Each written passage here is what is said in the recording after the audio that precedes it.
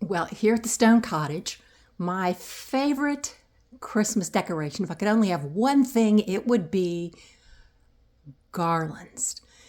So versatile. It can be as simple as just a green bough with some lights hung in a window, dressed up with some shiny favorite ribbons, wrap around a cabinet, or laid out on a fireplace or a mantle with favorite items tucked in and some candlesticks, or on top of a tall piece of furniture. Or it can be as fun as just a few ribbons and some colorful lights, some fun picks from the craft store, and in this case, in my kitchen, some cookie cutters hung from the garland. Or you can pull out all the stops and use dried floral arrangements and faux floral arrangements and twinkling lights and ribbons and themed ornaments to create a magical, wonderful, whimsical garland in your home. Today I'm going to show you a couple of different garlands and how I use them to decorate my home. My favorite spot to put a garland in this house is over this window that looks out into the garden. And I keep those 3M hooks. I just keep them up because my trim is white and they kind of disappear. So I have those put around here, and I notice I'm missing one here. So I'm gonna replace that. Another thing to get prepped is I very quickly wipe down my windows with my e-cloths. I find if I do it a couple of times a year, it doesn't take long at all. I get out my garland, spread them out, check the lights. My lights had to be replaced this year. I had 2 strands that each half worked. So I think one of the lights gave out and I just added it on top of it in the middle of the year last year. So completely replaced the lights this year. They all do work. And that red bow is simply to mark the center so I can get it well centered. This is a total of 4 strands, each doubled. So however long that makes it, I don't know, is that 12 feet? I don't know, 14 feet? I don't know how long the strands are. But like I did before, I twist 2 of them together. These are just the inexpensive garlands. And I don't care if they're identical or anything. They can be completely different. One fancy, one inexpensive. Pretty simple way to go.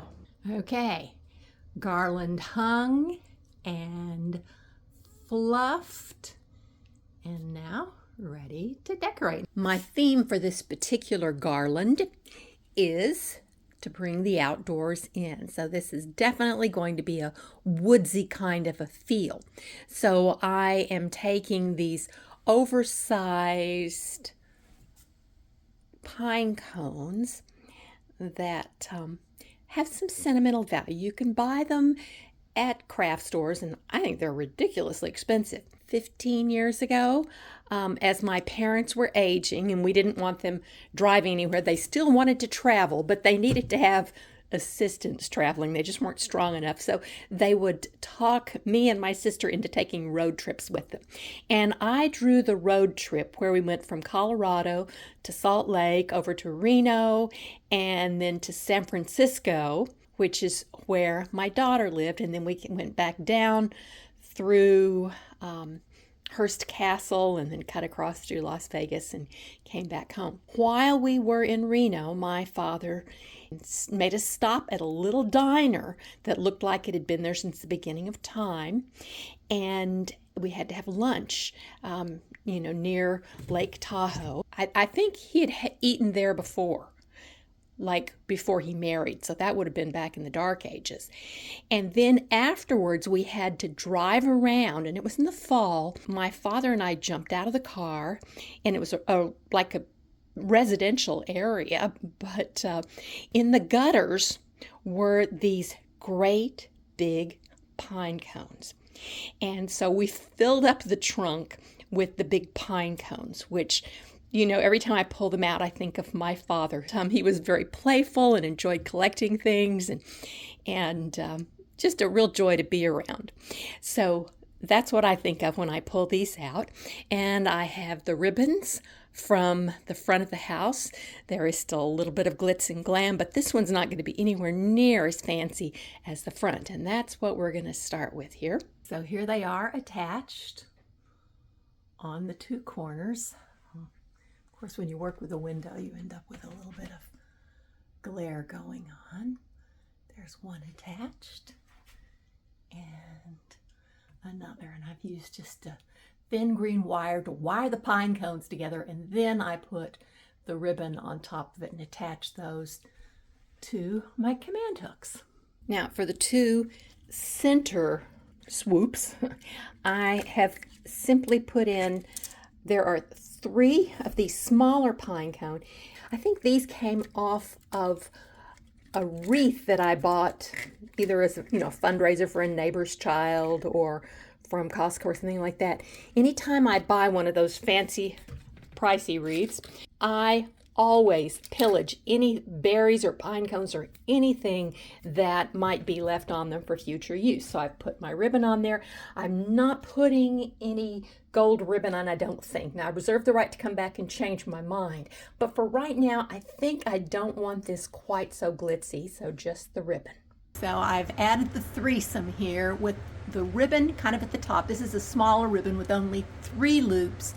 The ones over here have 5 loops, and the larger pine cones, 3 of the medium-sized pine cones with just 3 loops here.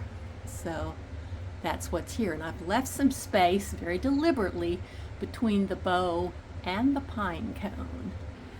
Well, there's my vacuum cleaner because this is a very messy project. Anyway, I have 3 containers here with interesting things that I'm going to be adding. This first one is dried materials. This is some teasel left over that I picked up on the roadside.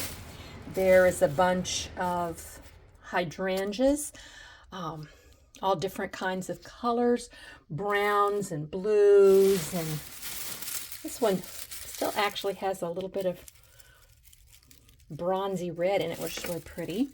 And I also have, if you dig down there deep enough, got some purple statice. So we'll see what I'm going to do with that.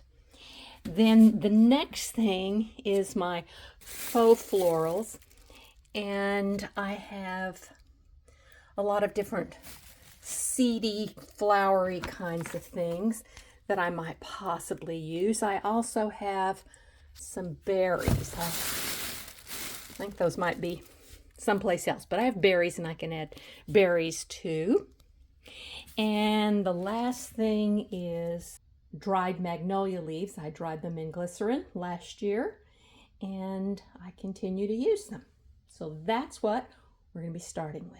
The pine cones, you see the 2 large clusters on the corners and the 2 smaller clusters in the middles between the 3 windows, and the ribbon on all of them. Some faux floral stems. Kind of looks like goldenrod essentially, and I have placed it on the vertical portions of the garland on the left and the right side, and I've spread them out so they go up and down and kind of deliberately leave a hole for me. You can see on the right and the left of those smaller pine cones, I put some pinkish faux florals, and it looks pretty much like that goldenrod, but it's pink. These must be really inexpensive to produce because they're always inexpensive to buy. And in the middle, I have put more of those little goldenrod things, but these happen to be white. And I think these came off a larger cluster and I cut them down. The next thing is on the top, I have added 3 light bluish green hydrangeas. I'll give you a closer look after a bit. On the right and left side, I have added mahogany is a brown color that's between the yellow goldenrod. Now, a little close-up look here. You can see the faux goldenrod, and here's the magnolia leaf. And now, here is that light bluish green hydrangea. That's why I left the hole. And here, the middle-sized pine cones with the pink goldenrod on either side. Again, added some more hydrangea. And this is that center one where I've added hydrangea in a cluster with that white goldenrod type flower. Now, on the other side, I'm duplicating that look with the magnolia leaves between the goldenrod and the hydrangea added. And in that top middle, I'm adding magnolia leaves around the hydrangea and that white stem. And you'll notice here, the ends are still empty. The vertical ends are empty on both sides. So I'm, again, starting by adding some leaves and a little bit of that white goldenrod type of thing. And finally, the hydrangea. And the same thing on the other side. And this is the finished florals. And here, I'll give you a little closer look later on, but I've added some birds and little bird houses.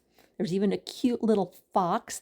And I have added some of the teasel, my little roadside weed, to give it a little more interest.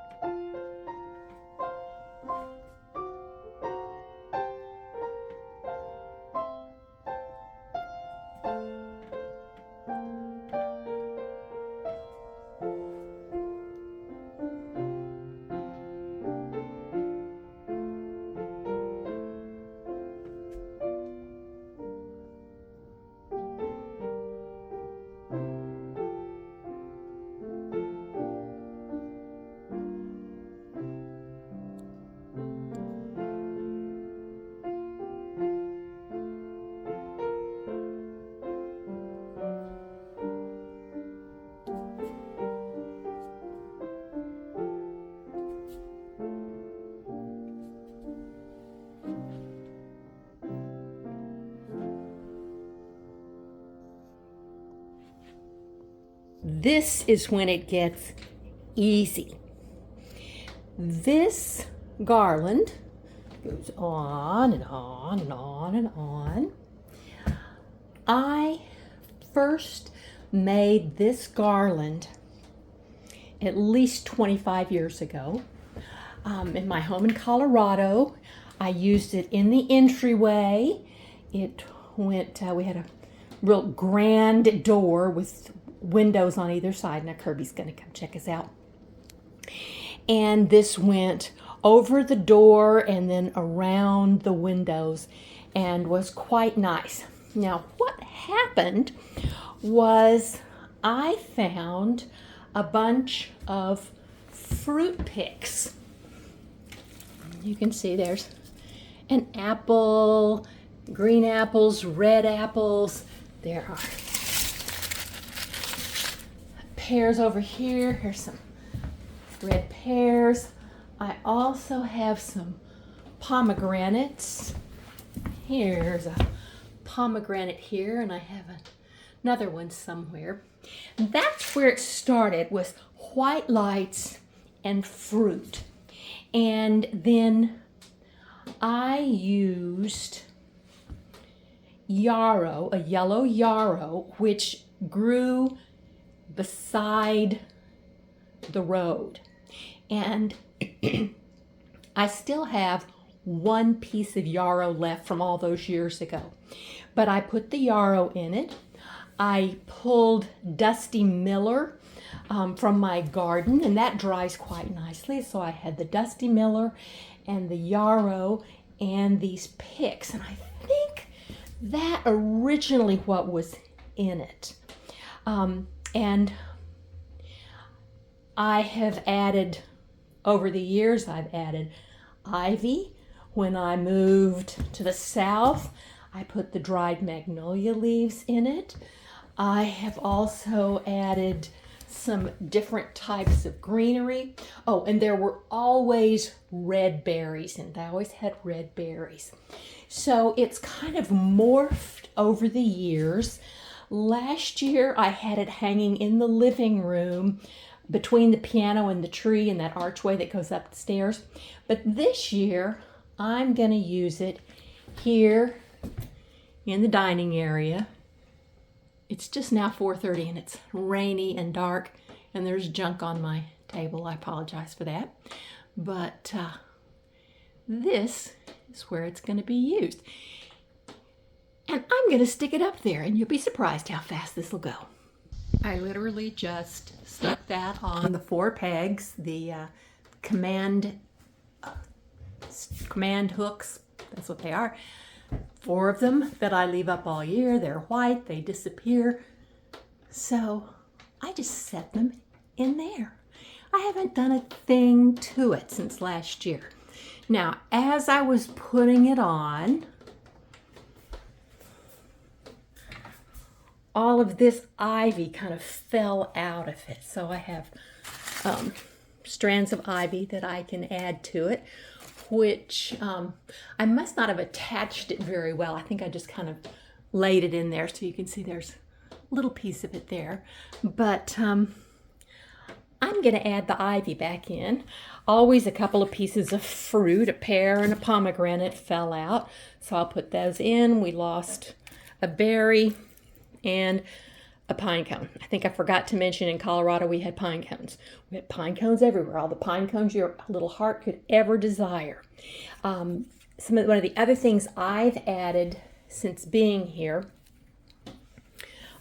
this was an inexpensive garland. It's kind of a flocked gray-green, and you can see I've added that in some places. I also have another garland that I bought and cut up, and that one looks more like a pine. I still have some pieces of that. I've got several different varieties of berries. So here's one, here's another. This is the same as the first one. Here's a third kind. I just don't worry about it too much. There's that gray-green. So I'm going to come back in here. Oh, last year I must have added some grass seeds. There's one on there. I'm going to take that off. But it just kind of morphs over the years. I've replaced the lights on it at least once, maybe 2 or 3 times, I don't know. Try to get good lights that'll last really well. And I'm going to just reinsert and add some of our bows, and I've got another little sparkle thing to add to it. And so I'll spend a few minutes on that. You probably won't be able to tell that much difference, but I think it'll look pretty. Anybody that's watched any of my gardening videos knows I'm a total sucker for the hydrangeas when they turn this incredible color in the fall. So I have taken them, and these bloom on old canes, and so I very carefully cut off just the teeniest little bit of it, and then I have wrapped some wire around there, and I'm going to be very careful with these. At the end of the year, when I take the garland down, I will remove these and pack these completely separately so they will survive. But that's the first different thing I'm going to do this year. The next thing I'm going to do, of course, we have to have a little sparkle here. These are the tea bag rests. One of my viewers helped identify what these are. And you know, when you're finished your tea bag, it's set beside your cup and you put your tea bag in there. And I've never used that. So what I'm doing is I am using some of the 3M strips and a little wire there, and I'll be able to wire it on. Of course, these will come off also, so they can be packed and they won't tarnish. And I'll wrap them in silver cloth so I don't have to redo it. And I'll also take off the 3M stuff. I'll just pull very carefully, and it will come completely off the back. The only time I've ever had problems if I left it on for years, it wouldn't come off. But this will come off quite easily and nicely. So let's add those things. Okay, here's the glam. My little tea bag rest. And here is the hydrangea. And I only have 5 of the tea bag rests, so they are one on each side and one on each swoop. There, we'll look a little closer at that in a little bit. I hope you've gotten some ideas for fun ways to use garlands.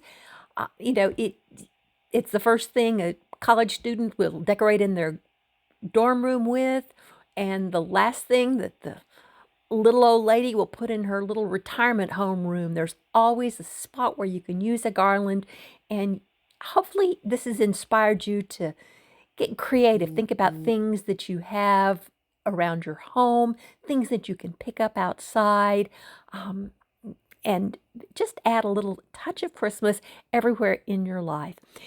Thanks for joining us. Give us a thumbs up if you've enjoyed it, and look forward to seeing you next time.